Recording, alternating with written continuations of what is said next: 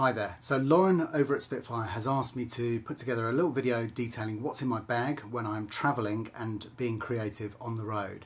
So hopefully you're going to find this interesting. The background to this is that we've been continually honing this down since one particularly painful visit to Nam, where Christian was writing a film score for an almost silent 90-minute film, which he'd decided to do with no click for some reason, and I was writing an 8-part BBC One drama.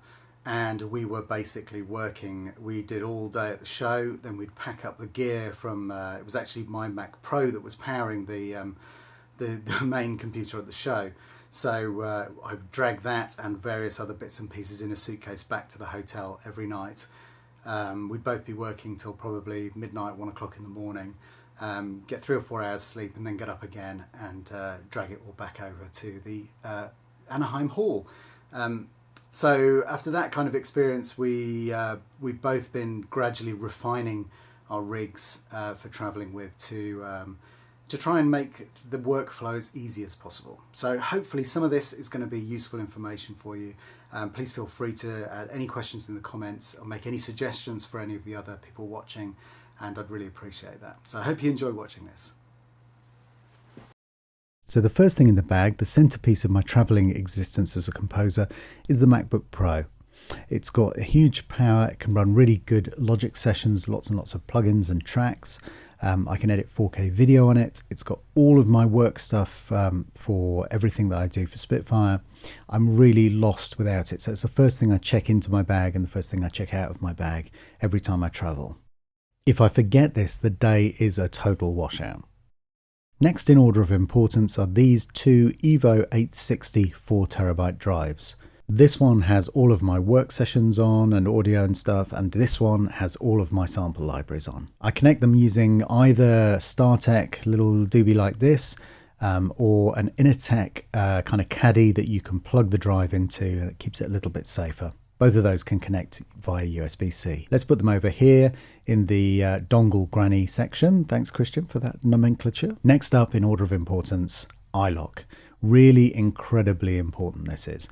I guard this with my whole existence. It's got tons and tons of hugely expensive software on it, and it's insured, and I also have TLC set up on it. So if I was to ever lose it, which luckily I haven't, touch wood, I can get up and running as quickly as possible. Inside this handsome case is one of these babies, the X key. This is great. It's got full-size keys that don't output a random velocity. It's really the best mini keyboard I've used, if you can call it that. I've tried them all. It's a tiny bit too big if I had one tiny complaint about it. It doesn't fit in my camera bag, which I use as my traveling bag, and I'll show you that later. But in a suitcase, it's perfectly protected and it's absolutely fine. So sometimes I just carry it by hand if I'm traveling light. It's a small price to pay for such a great keyboard. So for controlling stuff, I use the palette gear. I've got 3 sliders. I usually have those set to expression, modulation, and vibrato in that order from left to right. As I may have mentioned before, you have a shared tendon between your second and third fingers, which means that your first finger is actually the most flexible for control on its own, unless you're a professional keyboard player, of course, in which case you'll have trained them all individually. But I do find that it's more helpful to have the thing that I'm most worried about controlling to the right hand side.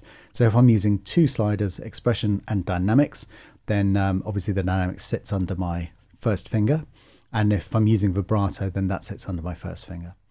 I've also got 2 buttons. There's a record button and a create new track button, and I have a overall volume control there. So I listen to this stuff through these Bose Quiet Comfort headphones. They're not the best headphones for listening to music on. My choice for that would be the AKG K702s, but these are really useful for doing things that are fairly straightforward, like editing a dialogue track, anything that doesn't require a huge amount of real attention. I wouldn't attempt to mix on these. You can turn the noise cancelling feature on and off, so that's sometimes useful if I'm in a really noisy environment and I'm not too worried about what I'm listening to. It does sometimes do strange things to the music that you're listening to, and I always plug it in. I never use the Bluetooth because there's a weird delay on that, and also it changes the sample rate. I also have these lovely little things, Apple AirPods, and I use those for catching up on YouTube videos, listening to music while I'm working on other stuff that's not, you know, kind of technical musical related stuff. Power wise, I've forgone the standard Apple MacBook Pro solution and I've gone for this Henge dock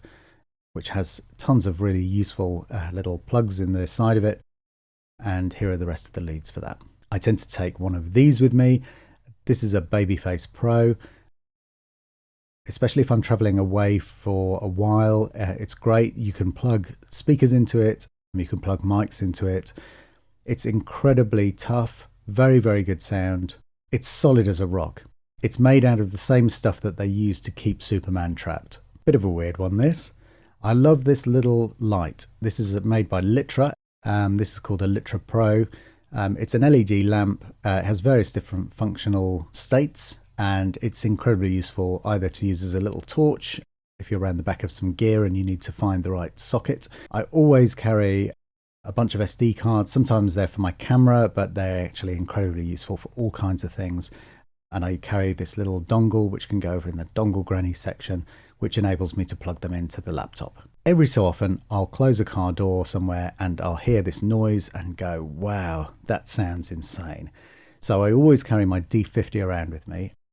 It's not the most high-tech and incredible recording system ever invented, but it is surprisingly good quality. And it's come in very, very useful. I've used this to capture all kinds of sounds, electric garage doors, tapping things that I just suddenly discover have an amazing sound when tapped.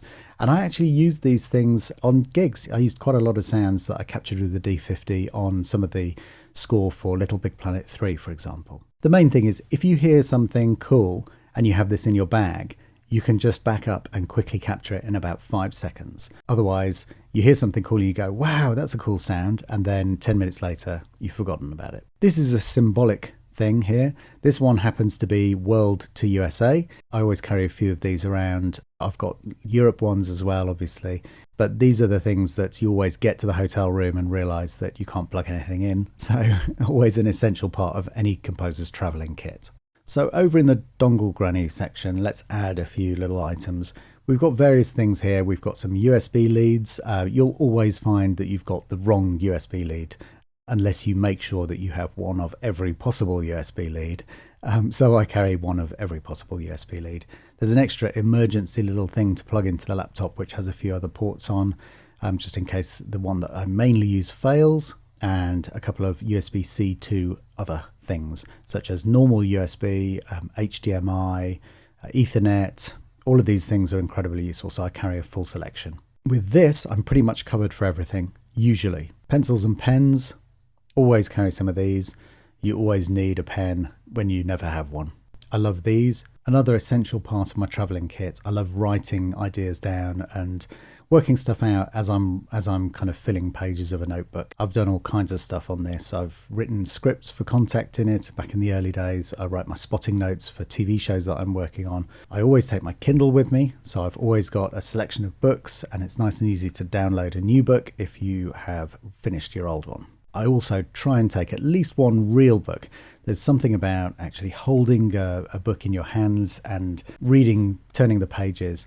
This is a great book that I'm just about to start rereading. It's about Herbert Howells, one of my favourite composers, and it's by Christopher Palmer. Always try and remember your passport. I have the worst memory of anybody I know. I have actually got to Heathrow once and realised I'd forgotten my passport.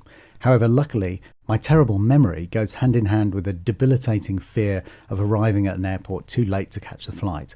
So I was travelling to Frankfurt once with my niece Jess, who was working for Spitfire, one of the very first Spitfire employees, and got out of the cab, walked in, said hi to her, and then said, I don't have my passport. And so I actually went all the way back home in another cab, got my passport, and went all the way back to Heathrow with plenty of time to spare because I had originally got there so ridiculously early. This is something a little bit mad that I try to take when I remember. It's great if you are somewhere, you're trying to be creative, but you're under pressure from all kinds of other angles. It's by Brian Eno and Peter Schmidt. It's called Oblique Strategies. It's a set of cards that have just simple ideas and funny ideas on for breaking you out of a kind of creative rut or a creative block. Sometimes all you need to do is distract your brain for a moment. And so even if it's only that, these cards are great at that. So the last few things that I squeeze into my bag, just to try and get a kind of home from home comfort level when you're staying in a hotel far away, a sewing kit. Sometimes you go to a hotel and they don't have a sewing kit. So here's one that I borrowed from a very kind hotel somewhere. Some Dorset Square Hotel pillow spray. It's just really nice. It's got a kind of lavendery, eucalyptusy kind of relaxing scent. Helps you sleep and can be a useful aid for jet lag. I love this. It's another thing from Kit Kemp Hotels. It's some nice hand cream, and finally some face moisturizer with an SPF factor. Very useful when you're going anywhere particularly sunny, Europe or south of the UK certainly, and Southern California. This is actually a US brand, Jack Black, which I love. I'm not really somebody who generally bathes himself in creams and unguents, but the first thing that kind of goes out the window when you're traveling and you're under stress is kind of self-care. So I do find that having this stuff kind of nice and easy and to hand, it just helps you kind of remember that you have to try and look after yourself and not, however busy you are, you have to try not to kind of damage your health while you're working. So the final thing to do is to actually show you one of the bags that I use regularly. So this is the ProTactic 450 AW. It's got lots of compartments. It's extremely rugged. There's all kinds of zips all over it. It has this active zone thing, which means that you don't get a sweaty back when you're carrying it. And it has lots of straps that you can attach things to the outside. Technically a photographer's bag, but it works really well for carrying all this stuff around as well. So that's it. That's what's in my bag. Thanks for watching. If you have any questions, please jot them below and I'll answer as many as I can. And also if you've got any suggestions for other things that you think might be useful, that would be great as well.